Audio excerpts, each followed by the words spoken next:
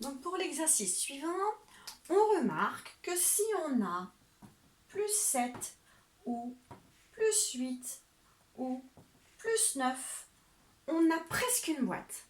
Par exemple, si j'ai 8 plus 5, on se rend compte que si j'ai 8 jetons dans ma boîte, et j'ai pas beaucoup de place, il me manque pas beaucoup de jetons. Il m'en manque 2 pour que ça fasse 10.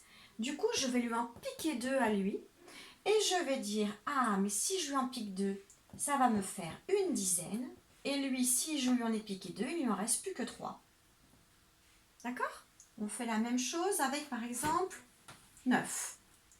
On a 9 plus 6.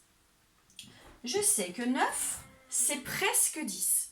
Il me manque une place. Et il me manque un jeton pour que ça fasse 10. Donc, je vais en piquer un au 6. Ça veut dire que lui, je vais avoir du coup une dizaine.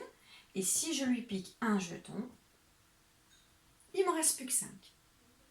On fait le dernier exercice avec le plus 7. C'est le même principe. Quand ce sont des grands nombres, c'est un petit peu facile. Donc, par exemple, j'ai 7 plus 5. Alors, on a deux solutions. Là, on a un plus 5. Donc, soit on fait, j'ai 7 jetons, je prends la main du copain. Ou alors, on dit 7, c'est presque 10. Pour avoir 10, il faut que je pique 3 jetons. Donc, si je lui pique 3 jetons, ici, je vais avoir une dizaine. Et si je lui en pique 3, ici, il ne m'en reste plus que 2. Et donc, 7 plus 5, ça fait 12.